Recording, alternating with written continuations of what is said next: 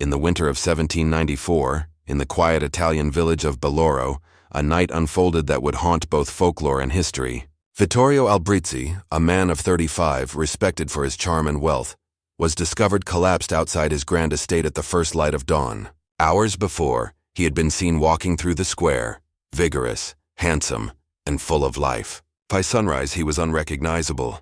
His skin hung loose as though decades had passed in an instant. His hair had turned the brittle silver of old age, and his once upright frame bent forward under an invisible weight. What unsettled his neighbors most were his eyes. Clouded with age yet burning with terror, they seemed to hold the memory of something unspeakable, as if he had witnessed a vision not meant for mortal understanding. Doctors rushed to examine him, each offering explanations rooted in science, but none could reconcile the impossibility before them. No known illness could ravage the body so swiftly.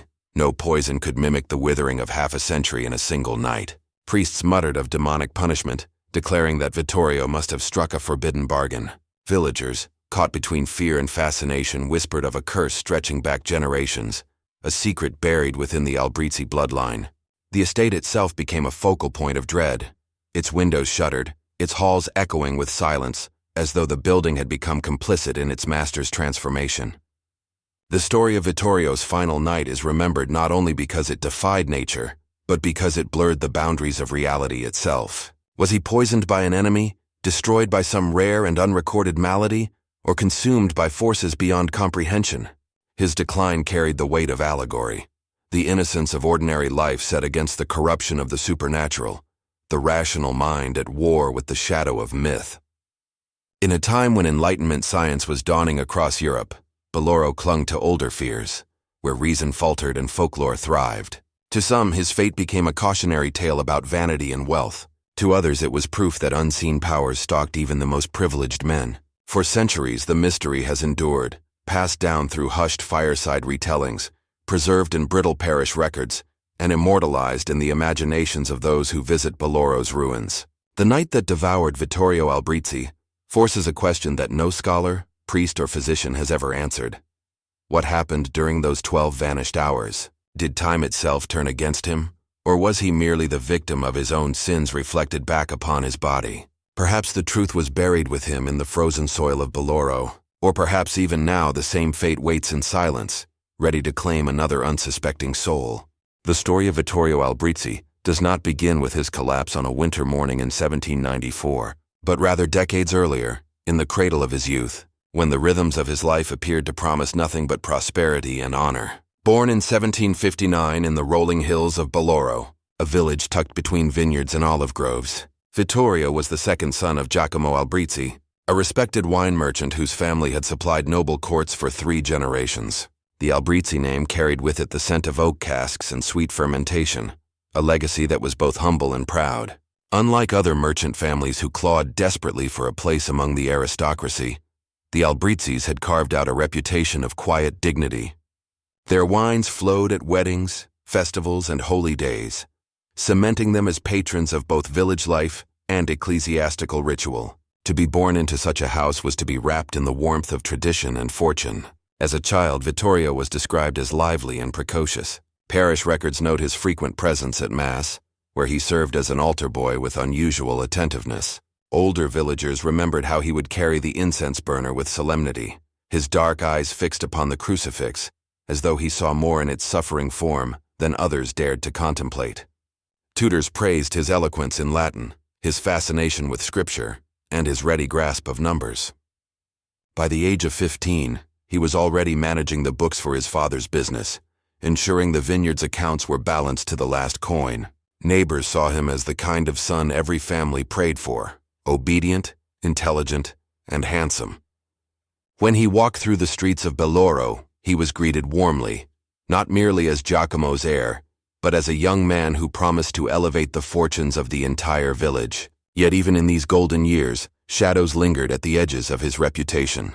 For alongside his devotion to family and church, Vittorio possessed a restless curiosity, a hunger that did not stop at scripture or ledgers. Some whispered that he asked too many questions, questions that polite men of faith ought never to raise. He inquired after the nature of the soul, the possibility of eternal youth, the boundary between the divine and the infernal. Though still a teenager, He was seen conversing with travelers who passed through Baloro, wandering scholars, itinerant healers, and men whose eyes gleamed with the odd intensity of those who claimed to know secrets of the stars. His mother, Francesca, was said to scold him for entertaining such company, insisting that curiosity was a dangerous fire, capable of burning the hands of those too eager to grasp it. By his 20s, Vittorio had grown into a man of striking charm. His figure was tall and athletic, his features symmetrical, his smile disarming. He inherited not only his father's wealth, but also his sense of civic responsibility. When famine struck Baloro in 1783, he organized relief by distributing food from the Albrizzi cellars, ensuring no family starved that winter. He donated generously to the village church, funding the repair of its bell tower after a lightning strike split the stones. Children adored him, and elders praised his humility. To the casual eye, he embodied the best of Baloro, a man whose piety and prosperity made him the model of Christian virtue.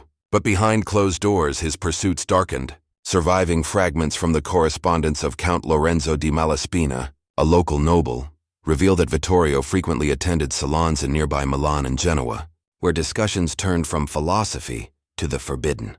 These were gatherings not merely of poets and thinkers, but of men who dabbled in alchemy, astrology, and the sciences whispered to be heretical. Reports claim that he purchased rare manuscripts, some bound in cracked leather, others marked with symbols unfamiliar to local scribes. One villager claimed to have seen him receive a shipment late at night, boxes carried by men in cloaks, unloaded into the back entrance of his estate. Though no inventory survives, speculation abounds that these were texts of necromancy, grimoires that spoke of raising shadows and bargaining with death.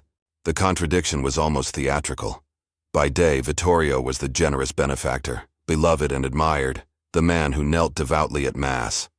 By night, he was the secret seeker, bent over pages inked with words not meant for ordinary men. The duality of his life became the core of the legend, the reason why centuries later, Baloro could not decide whether to mourn him as a victim or condemn him as an architect of his own ruin. To understand why his transformation was seen not merely as tragedy, but as punishment, one must grasp this contrast: the smiling face of charity masking the restless ambition of one who wished to conquer time itself. As Europe shifted under the Enlightenment, the clash between science and superstition deepened. Vittorio, like many of his generation, was caught between two worlds, one of reason, measurement, and the steady march of progress, and another of lingering fears where demons whispered in the wind and saints guarded the faithful. To the rationalists, Vittorio's collapse decades later would be blamed on illness, perhaps a hereditary disease triggered in sudden fury. To the villagers, however, the seeds of his fate had been sown much earlier, in his reckless pursuit of hidden knowledge. When a man strays too far from the light, they said, the shadows claim him. Rumors grew, quiet but persistent. Some said he sought the philosopher's stone, the mythical substance capable of granting eternal life. Others claimed he experimented with mercury, believing its fluid nature could absorb and restore youth.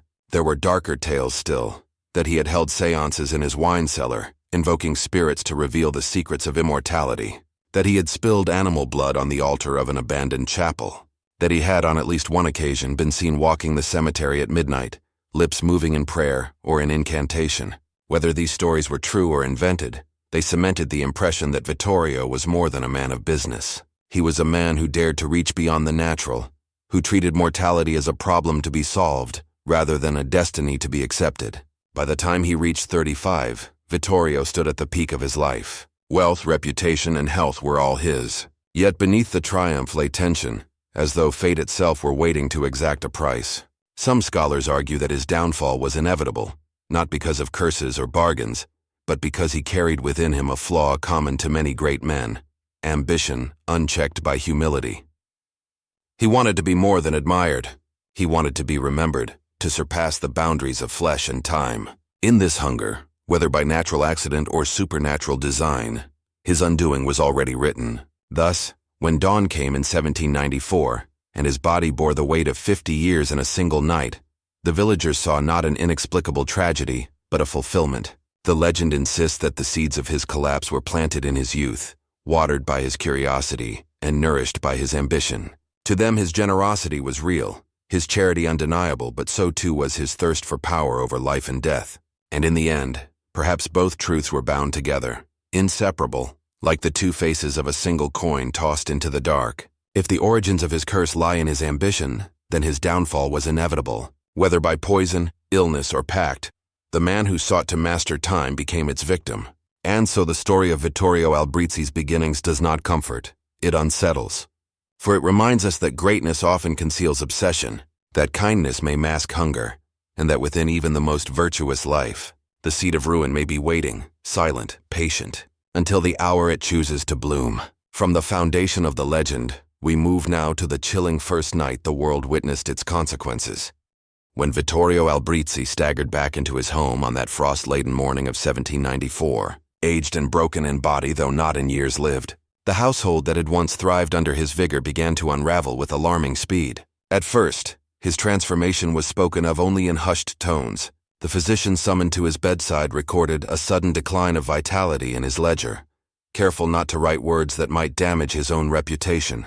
He prescribed tonics, insisted upon bed rest, and reassured Isabella Albrizi that, with care, her husband might recover some measure of his health. Yet the physician's hands trembled as he packed away his instruments, for the sight of Vittorio unsettled him in ways no medical case had before. The man's skin was not merely wrinkled, it seemed loose, sagging, as though time itself had chewed through his flesh overnight.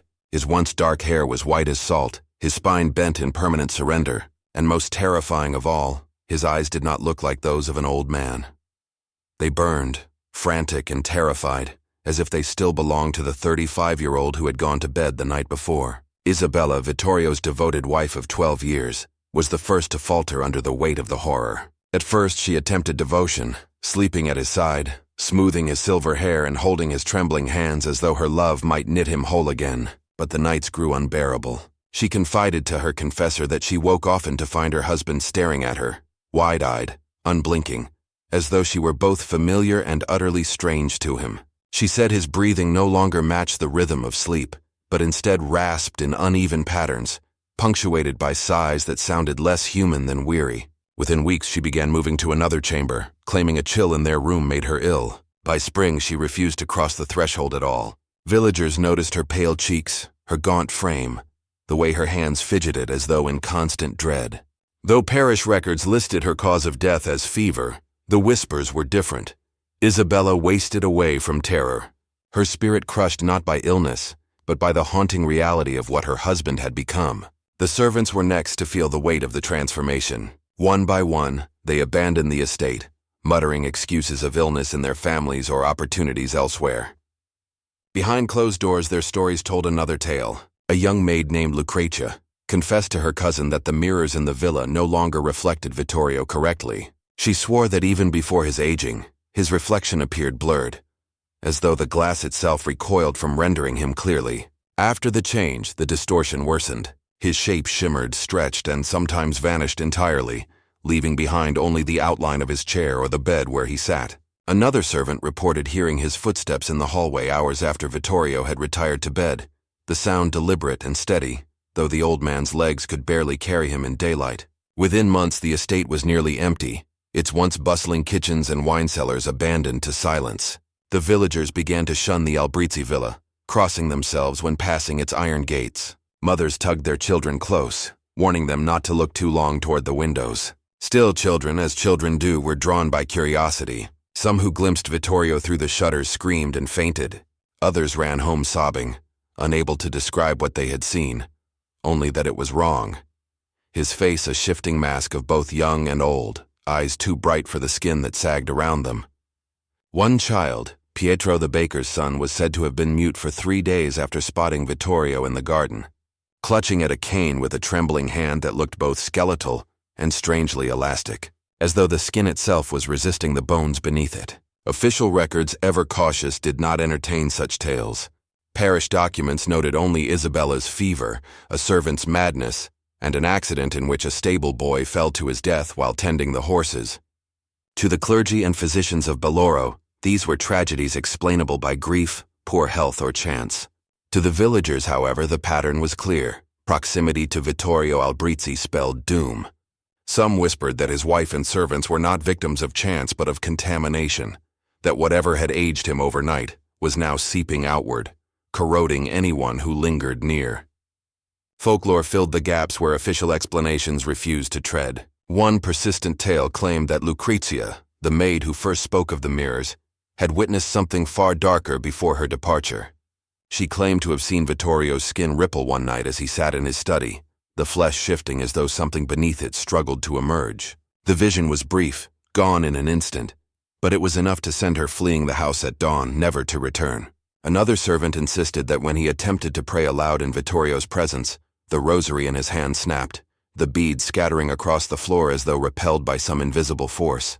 Still others swore that the old man never truly slept, that though his body reclined, his eyes remained open, darting behind half-shut lids, glowing faintly in candlelight.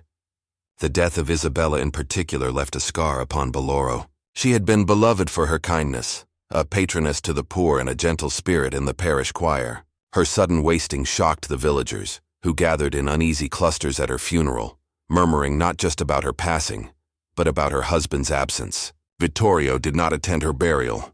Some said he was too frail to leave his bed.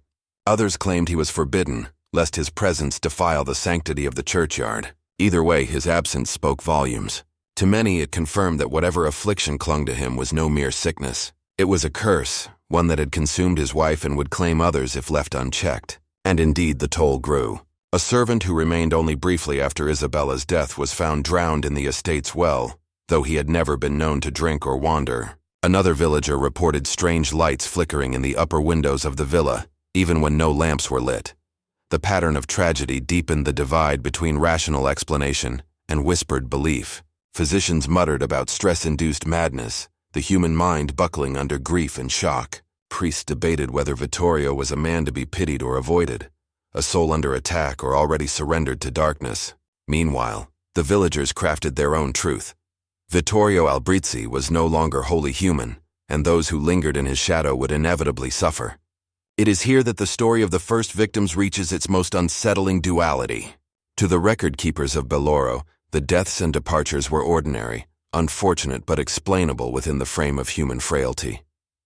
To the living folklore of the village, they were anything but. They were the first signs of a spreading blight, proof that the curse of Vittorio was not confined to his body alone. Every fever, every accident, every shadowed corner seemed charged with menace, as though his very presence distorted the fabric of life around him. And with each retelling, the tales grew darker, fueling a legend that no official record could ever fully erase. As the bodies accumulated and the stories multiplied, Boloro no longer kept its secrets within. Word traveled beyond the vineyards and hills, reaching scholars, priests, and skeptics in nearby cities. Whispers of a man who aged 50 years in a single night, whose presence shattered mirrors and unstrung rosaries, proved irresistible to those hungry for evidence of the extraordinary. Thus, the legend of Vittorio Albrizzi crossed the threshold from local nightmare to broader intrigue.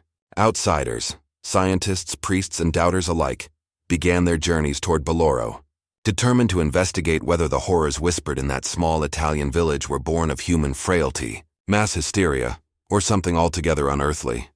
The dawn of the 19th century ushered in an era when Europe was gripped by both the promise of science and the persistence of superstition.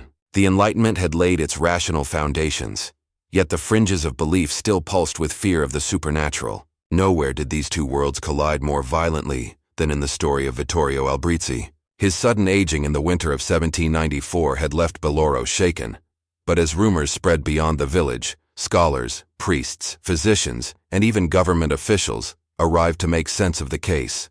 Each group brought with it its own explanations, its own rituals, its own language for what had occurred, and each left Boloro with more questions than answers. The debates that followed formed not only a chapter in the strange legend of Vittorio, but also a revealing portrait of the cultural tensions of the age. Physicians were the first outsiders to arrive, traveling from Milan and Venice after reports reached the city papers. They examined Vittorio carefully, documenting every wrinkle, every tremor, every symptom of what looked like extreme old age. Yet, even among the most educated doctors, there was little consensus. Some proposed that Vittorio suffered from a condition now recognized as progeria, a disease that accelerates aging. But critics immediately rejected the suggestion. Progeria afflicted children, not grown men, and certainly not overnight. Others argued for some exotic infection, perhaps carried by trade ships arriving in nearby Genoa. But no fever or rash was observed in Vittorio. Instead, The man's body seemed to bear the marks of decades of slow decay compacted into a single night. His skin sagged, his spine bent, his teeth loosened. Yet his heart continued to beat with surprising strength, as though vitality lingered within a husk. The doctor's frustration only grew when they tried to reason with the villagers. The people of Baloro refused to believe in illness. To them, Vittorio had been cursed. Whispers spread that he had consorted with alchemists in Venice, that he had purchased forbidden books of necromancy, that he had asked questions no mortal should. "Science cannot measure the devil's hand," muttered an old woman in the marketplace, a phrase repeated so often that it soon appeared in pamphlets circulated in Milan. The contrast was stark. Where physicians wrote in precise Latin, carefully cataloging symptoms, the villagers spoke in fearful stories, describing shadows that clung to Vittorio's body and voices that echoed from his estate long after midnight. Priests soon joined the investigators. At first, they attempted the ordinary rites: prayers of protection, blessings of holy water, confession for the household. But Isabella, Vittorio's wife, refused to step into the church. She claimed she could no longer bear the sound of hymns, that every chord of the organ drove splinters of pain into her skull. Her refusal only fueled suspicion, and some villagers began to wonder if both husband and wife had been ensnared in a pact. When Isabella died months later, officially of fever, the priests were convinced that Baloro was dealing not with illness, but with infestation. They performed exorcisms at the estate, chanting as candles flickered and incense smoke coiled. Their testimonies, recorded in diocesan archives, spoke of strange disruptions. Every clock in the house stopped at precisely midnight, pendulums frozen, gears locked. Doors that had been bolted swung open. The priests claimed that something unseen but undeniably present resisted them. Meanwhile, scientists brought their own instruments, eager to prove that the disturbances were mere tricks of environment. A group of natural philosophers tested the soil of the vineyards surrounding the estate, hoping to find arsenic or mercury, substances that could explain poisoning or contamination. None was detected. Others studied the architecture of the house itself, which had been rebuilt generations earlier on the foundations of a ruined monastery. They discovered that the estate contained several odd chambers where sound carried unnaturally. A whisper in the cellar could be heard clearly in the attic, while footsteps seemed to vanish into silence in certain corridors. These distorted acoustics, they argued, could explain why servants believed they heard voices or footsteps when no one was near. Yet, as one architect admitted, it did not explain why animals refused to enter the estate, balking at its doors and howling in its courtyards. Psychologists, or those who would later be called so, proposed a different explanation: hysteria. The late 18th and early 19th centuries were rife with debates about the power of the imagination. Perhaps the villagers, faced with Vittorio's inexplicable transformation, had entered a state of collective delusion. Fear, they argued, was contagious, and once the story of accelerated aging spread, every creak of wood and flicker of shadow was magnified into a terror. One physician compared it to the dancing plagues of earlier centuries, when entire towns fell into spasms of movement with no apparent cause. "This is not the devil," he wrote, "but the sickness of the mind." Yet this explanation faltered against physical evidence: Vittorio's own body. His condition was not imagined, and no one could explain how a man could shift from 35 to 80 overnight. The debates grew so heated that Baloro itself became a kind of theater. Crowds gathered outside the estate, waiting for news of experiments, gossiping about the failures of both doctors and priests. Some nights, when candles inside the house appeared to flare unnaturally bright or extinguish all at once, villagers fell to their knees in the streets, convinced the devil walked among them. Other nights, skeptics jeered at the priests, demanding proof that anything supernatural was at work. The estate became not just a site of investigation, but a stage on which the conflict between science and superstition played out in public view. One particular experiment gained infamy. A physician from Bologna proposed to measure Vittorio's pulse under the sign of the cross, and then again under the emblem of a pentagram. He believed that fear alone would cause a fluctuation, revealing whether Vittorio's body was influenced by suggestion. But when the tests were conducted, the results defied his hypothesis. Vittorio's pulse remained steady under the crucifix, but accelerated violently under the pentagram, though he claimed not to know what symbol was being used. "It is the heart, not the mind, that reveals truth," the physician concluded, though he could not explain why. The estate's library also became a battleground of interpretation. Shelves of books were examined, catalogued, and sometimes burned. Among the volumes were treatises on alchemy, ancient texts on the prolongation of life, and even fragments of manuscripts on necromancy, written in Latin and Greek. Priests demanded their destruction, claiming they were tools of corruption. Scholars begged for preservation, arguing that even dangerous texts contained valuable knowledge of history. Villagers watched the bonfires of books with mixed emotions, relief at their destruction, and terror at what might have been learned from them. The question lingered, had Vittorio's downfall come not from disease nor from Satan, but from his own curiosity? If so, had he succeeded in glimpsing something forbidden before paying the price? Despite the debates, one fact united both sides. Vittorio himself remained alive. He lived for years after his transformation, shuffling through his estate, rarely speaking, always watched. Physicians who continued to visit noted that while he grew frailer with time, he did not die as quickly as expected. "He has already lived 2 lifetimes," one remarked, "and still he walks." Priests warned that such longevity was unnatural, a sign that his soul was bound to something beyond salvation. Villagers avoided him altogether, crossing themselves when they passed the gates of his home. The house became a symbol of dread, a place where science had no answers and faith offered no comfort.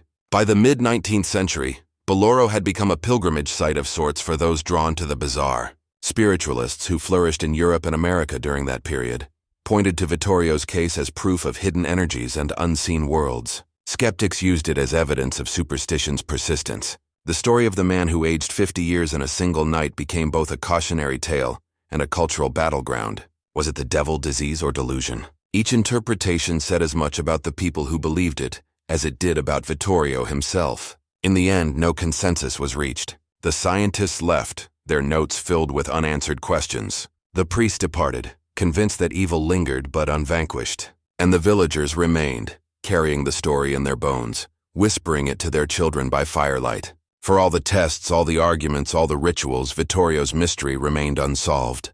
The estate stood as silent witness, its stones bearing the weight of both rational inquiry and fearful prayer. The uncertainty itself became the legend's greatest power, for if science could not explain Vittorio's transformation, and if faith could not banish it, then what hope was there for ordinary people to understand the boundaries of their world?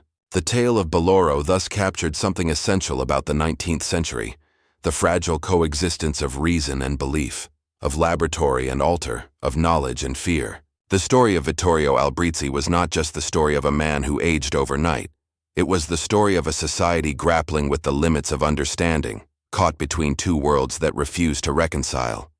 The story of Vittorio Albrizzi did not end with his sudden transformation or the debates that swirled around him in the decades that followed.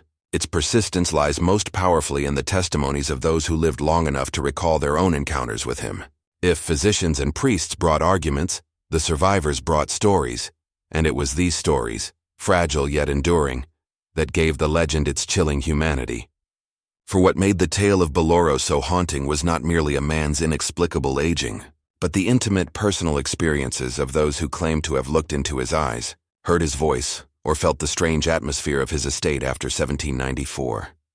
Their words, preserved in scattered diaries, parish records, and oral histories, form a patchwork of memory that resists easy categorization. To skeptics, these were hallucinations born of fear. To believers, they were incontrovertible proof that Vittorio's fate was tied to forces beyond human comprehension. One of the earliest testimonies came from a maid named Lucia, who had served in the Albrizzi household for 5 years prior to the incident. She left Boloro soon after, but before her departure she gave a sworn statement to the parish priest, recorded in a faded ledger still preserved in the diocesan archive. Lucia described a night shortly after Vittorio's aging when she was sent to fetch wine from the cellar. She claimed that as she descended the stairs, she muttered a prayer to steady her nerves, only to hear her own words whispered back to her from behind the locked door. The echo was too precise, she insisted, repeating even the quaver in her voice. Terrified, she fled, and never again set foot inside the cellar.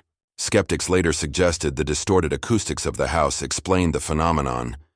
Yet Lucia's insistence that it was her voice, not merely an echo, remains one of the most unsettling details preserved in the record. Another account came from a soldier named Lorenzo Benedetti, who returned to Boloro on leave during the French campaigns in northern Italy. According to his memoir, written decades later, he spent one evening in the company of villagers who dared him to visit the Albrizzi estate. Curious and emboldened by drink, Lorenzo claimed he entered the courtyard and saw Vittorio sitting alone by a fountain, his face half-shadowed. The encounter itself seemed uneventful. Vittorio spoke little, only asking the soldier whether he remembered his family. But when Lorenzo awoke the next morning, he recalled not his own childhood but an entirely different set of memories. Growing up in another town, with another mother, another home. These memories faded within days, but for the rest of his life he swore that for a brief period, he had lived two separate pasts. Psychologists much later dismissed this as confabulation, the mind inventing false recollections under stress. But villagers seized upon it as proof that Vittorio had tampered not only with his own body, but with the very fabric of time. Servants who remained in the estate longer spoke of subtler horrors. A young boy named Matteo, employed to tend the stables, told of animals collapsing in fits whenever Vittorio approached. Horses bucked against their stalls. Dogs whimpered and refused food. Once, Matteo swore, a flock of crows gathered on the roof of the estate at dusk, remaining silent until Vittorio emerged into the courtyard, at which point they burst into frantic caws before scattering into the hills. Matteo fled Belloro soon after, reportedly unable to sleep without nightmares of feathers and shrieking. Some historians later pointed out that animal behavior often responds to subtle human cues, such as illness or age, but the villagers believed Matteo's testimony was further proof that Vittorio carried an aura of corruption, visible not only to people, but to beasts. Perhaps the most tragic account came from Isabella, Vittorio's wife, though it survives only secondhand. In the weeks before her death, she confided to a visiting cousin that she no longer recognized her husband's touch. "His hand," she reportedly said, "is cold even in the heat of summer, and when he sleeps beside me, I hear not his breath but the ticking of a clock, as if time itself lies next to me." Isabella's cousin recorded these words in a letter, which was later discovered among family papers. Whether literal or metaphorical, her testimony paints a picture of unbearable dread, of a woman convinced that her marriage bed had become a prison of unnatural forces. When Isabella succumbed to illness soon after, villagers whispered that her death was not caused by fever but by despair, a wasting away from terror that could not be cured by physicians. Other survivors left stranger reports still. One traveling friar, lodging briefly in Belloro, claimed to have seen Vittorio standing motionless at a window through the entire night, unmoving even as dawn broke. A visiting merchant described hearing the chiming of bells inside the estate when no bells existed there. A farmer insisted that when Vittorio passed him on the road, he suddenly forgot the words to a prayer he had known since childhood, only to remember them again days later. Each story, examined individually, might be dismissed as exaggeration, but taken together they form a chorus of disquiet that refuses to be silenced. The testimonies were not always hostile. A nurse named Agata, who attended to Vittorio in his later years, painted a portrait of a man consumed not by malice but by despair. She described him weeping for hours, begging her to find a way to kill him, whispering that time itself is devouring me from within. He claimed that each hour felt like a year, that he could feel days passing inside his body while the world outside moved more slowly. Agata pitied him, believing him cursed not by his own hand but by fate. Her testimony complicates the narrative. If Vittorio was a victim of forces beyond his control, then perhaps he was less a monster than a man trapped in a cage of temporal torment. Skeptics, of course, gathered these accounts and offered alternative explanations. The echo in the cellar, they argued, was an acoustic trick. The soldiers' false memories were the product of trauma and suggestion. The collapse of animals was a reaction to illness. The chilling words of Isabella were merely metaphor, dramatized by grief. To dismissers of the supernatural, the survivors were witnesses not to unearthly forces, but to the power of fear and imagination. Yet for the villagers of Belloro, such explanations rang hollow. How could dozens of independent witnesses across decades invent such consistent tales? And why did they speak with such conviction, even at risk of ridicule? The divide between skepticism and belief became most evident when testimonies were gathered formally. In 1823, a magistrate ordered a series of depositions from villagers who had known Vittorio. The transcripts, though incomplete, reveal the tension. Witnesses trembled as they recounted their experiences, often begging not to be forced to repeat them. Some broke down in tears, others clutched crucifixes as they spoke. The magistrate, trained in law and reason, dismissed much of it as hysteria. Yet even he admitted in the margins of the record, their terror is sincere. Whether its cause is of this world or another, I cannot say. That phrase, half concession, half refusal, captures the gap between testimony and interpretation, between lived experience and rational dismissal. What is striking is how the survivors' accounts align with the structure of folklore itself. The echoing cellar, the false memories, the weeping wife, the still figure at the window, all resonate with motifs found in legends across cultures. Yet these were not anonymous stories. They were attached to names, faces, lives recorded in parish and civil documents. That is perhaps why the tale endured. It was not the invention of poets, but the trembling voices of ordinary people who insisted, again and again, that they had seen and heard something they could not explain. Over time, these testimonies shaped Boloro's identity. Visitors came not only to see the estate, but to hear the stories retold by survivors. Old men in taverns would recount how they once saw Vittorio pass through the village square, his eyes sunken, yet burning. Widows spoke of sleepless nights when the wind seemed to carry whispers from the direction of his house. Children grew up with these accounts as bedtime warnings, told not to wander after dark, lest they encounter the man whom time had consumed. In this way, the survivors' words outlived them, woven into the cultural memory of Boloro. The sincerity of these accounts is what makes them so haunting. Survivors did not speak as if embellishing tales for entertainment. They spoke as though confessing burdens too heavy to carry. Their voices trembled not with delight but with dread. Even those who admitted doubt, like the merchant who wondered if he had only imagined the bells, did so with unease, unable to fully dismiss what they had felt. It is this sincerity, preserved in letters and parish records, that continues to trouble historians. For how do we weigh the value of testimony when it straddles the border between psychology and the supernatural? What emerges finally is not a single story but a collision of perspectives. To academics, the survivors' accounts were unreliable, tainted by grief, fear, and suggestion. To the villagers, they were proof of a reality that defied explanation. And to posterity, they are fragments, shards of human experience that resist being smoothed into a neat narrative. Whether or not one believes the survivors, their words remain powerful reminders of the limits of knowledge. They testify to the raw, unfiltered impact of encountering the inexplicable, when the human mind struggles to reconcile what it perceives with what it believes possible. And so, the survivors' voices continue to echo, much like Lucia's whispered prayer in the cellar. Faint, trembling, impossible to dismiss.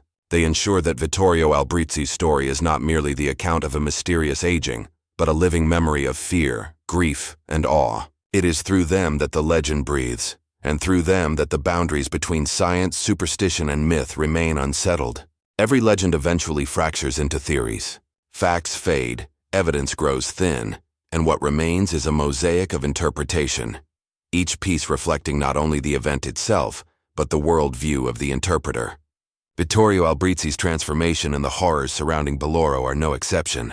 2 centuries have passed since that bitter winter night in 1794, yet scholars, villagers, and occultists alike continue to dispute what truly befell him. To rationalists, the tale is an exaggerated medical tragedy. To believers in the supernatural, it is proof of forces beyond mortal control. To psychologists, it is an archetype, a parable that says more about human fear than about Vittorio himself. In this collision of perspectives, no theory fully satisfies.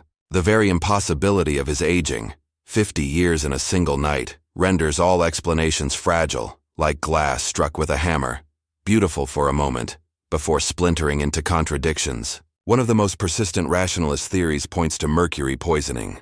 In the late 18th century, mercury was a common element in medicine, prescribed for everything from syphilis to melancholy. Physicians today recognize its devastating neurological effects: tremors, hair loss, accelerated aging of the skin, madness. Some historians believe Vittorio, known for attending salons of alchemists and dabbling in experiments, may have ingested mercury deliberately, either as a misguided attempt at health or as part of an occult ritual. The sudden loosening of skin, the whitening of hair, the trembling eyes, all could, in theory, mirror symptoms of mercury's slow but ruthless destruction. Yet this explanation falters under scrutiny. Mercury poisoning kills gradually, ravaging the body over months, not overnight. Even the boldest toxicologist admits that no dosage could account for Vittorio's transformation between dusk and dawn. A second theory turns the focus from alchemy to architecture, from medicine to the estate itself. Environmental historians note that Boloro's damp climate, coupled with the age of the Albrizzi estate, made it a breeding ground for molds. Certain species, particularly Stachybotrys chartarum, the infamous black mold, release toxins that can cause hallucinations, fatigue, and wasting illnesses. Could it be, some argued, that the villagers' visions of shadows, whispers, and altered memories were products of mold-induced delirium? Perhaps Isabella's wasting away, the servants' terrors, and the fainting children were symptoms of toxic spores drifting through the halls. It is an elegant hypothesis, appealing to modern sensibilities that prefer science to superstition, and yet even mold cannot explain why Vittorio alone aged decades in hours, nor why his body bore signs no physician had ever encountered. If the estate's air was poisoned, why did no other villager suffer the same fate? Others insist the answer lies not in sickness, but in sacrilege. Occult traditions whisper of rituals designed to halt time, to preserve beauty and life beyond their natural span. The 18th century was rife with grimoires, copied in secret, promising recipes for longevity. Rumors long held that Vittorio possessed such texts, necromantic tomes acquired from itinerant magi or smuggled from forgotten monasteries. According to this theory, he attempted one of these rites in the solitude of his estate, but in seeking eternal youth he summoned its opposite. The ritual, rather than preserving his 35 years, flung him forward into decrepitude, forcing upon him the weight of decades. To occultists, his downfall was a classic reversal. Hubris punished, ambition turned to ashes. Yet skeptics counter that no material trace of these rituals remains. No altars, no symbols, no bloodied implements were found in the estate, only whispers and rumor. The lack of proof haunts this interpretation, as do the doubts about whether any ritual could truly twist time itself. Another strand of folklore roots the curse not in books but in soil. Long before Ballora was a village, the valley was said to host pagan sanctuaries, where rites of fertility and death were performed. Peasants claimed to have unearthed fragments of idols and bones when tilling the earth near the estate. From this arose the belief that Vittorio's family had unknowingly built their home atop sacred ground, disturbing what should have remained untouched. The Albrizzi fortune, skeptics noted, had grown quickly after the estate's construction, as if blessed by the restless dead. Vittorio's sudden collapse was then interpreted as retribution, the awakening of forces buried deep beneath stone foundations. The theory of cursed land is difficult to prove or disprove. Archaeology in the 19th century was scant, and by the time modern scholars examined the soil, the trail had grown cold. But still, villagers today point to the earth itself, muttering that what sleeps below Balloro is not yet finished. Some modern thinkers have carried the debate in another direction entirely, away from chemistry, geology, or sorcery, and into the realm of psychology. They argue that the most terrifying force at work in Balloro was not mercury or mold, not curses or corpses, but belief itself. Humans, they remind us, are suggestible creatures. When an entire community expects to see horror, horror manifests. Perhaps Vittorio aged rapidly due to an undiagnosed disease, and the villagers, primed by superstition, magnified the event into something monstrous. Perhaps Isabella's decline was not caused by spirits but by the corrosive power of dread. The maid heard her own voice in the cellar because she feared she might, and the mind obligingly gave her the sound she dreaded. The soldier remembered another childhood because trauma had cracked his identity, not because time itself rewrote his past. In this light, the legend is a case study in mass delusion, a story sculpted by collective imagination, sharpened by grief, sealed into permanence by repetition. And yet here too contradictions arise, for even if one accepts hysteria, even if one grants that fear can trick the senses, how does one explain Vittorio's body? His hair, his skin, his stooped back were attested not by one frightened villager, but by physicians who wrote of their bafflement.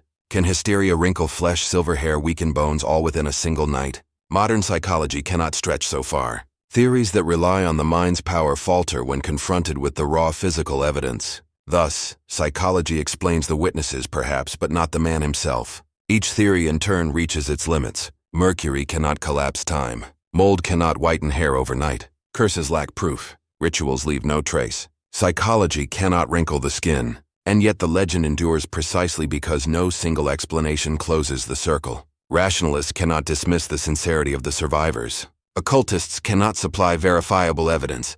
Psychologists cannot reconcile belief with biology. Every angle contradicts the next, leaving a gap wide enough for mystery to thrive. This perpetual irresolution has given Vittorio's story a peculiar immortality. For centuries, thinkers have projected their own fears and hopes upon him. To scientists of the Enlightenment, He was a warning against pseudoscience and quack medicine. To priests, he was a living sermon on the wages of pride.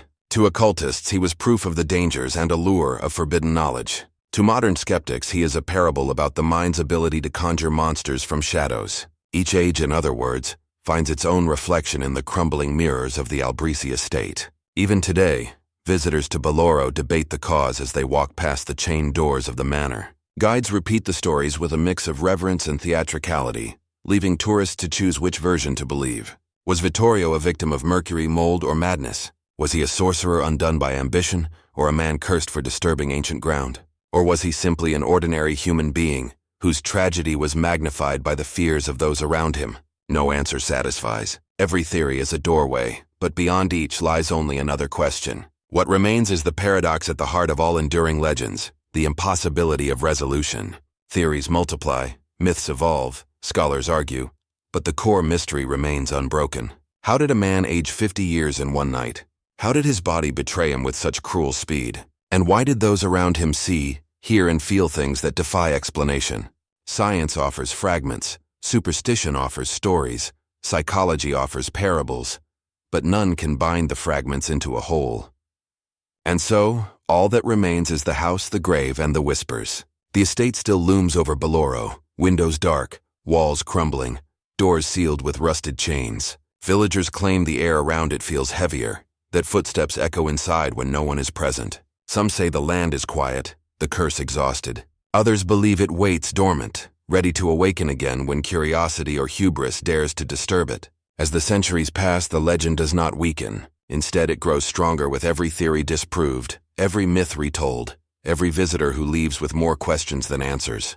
Perhaps the final truth is this: Vittorio Albrizi's story endures not because it can be explained, but because it cannot. The ruins of Vittorio Albrizi's estate still loom on the edge of Baloro, like a monument to unanswered questions, its crumbling arches and ivy-choked walls more eloquent than any archive or testimony. Centuries have passed since the night Vittorio was found. His body collapsed beneath the weight of time he should not yet have borne. But the story refuses to fade. Travelers who venture near the manor describe a strange heaviness in the air, as though time itself slows with each step closer to the gate. Birds fall silent on its branches, wind falters in the hedges, and the silence grows so dense that even the sound of one's heartbeat becomes a reminder that something within those walls continues to listen. The villagers, once eager to dismiss the tale as superstition, still avoid the road after dusk, muttering excuses but never denying that some shadow, some whisper, lingers there. Children are warned never to point at the windows, lest the figure inside decide to notice them in return. Scholars, tourists, and thrill-seekers occasionally arrive with notebooks and cameras, convinced they will capture proof of either haunting or hysteria. They leave with the same conclusion as those before them: nothing definitive. Only sensations, echoing footsteps when no one follows. Candles sputtering without wind, reflections blurred where glass should be clear. The legend of Vittorio endures because it resists both dismissal and certainty. Was he merely a victim of an illness misunderstood by the medicine of his time?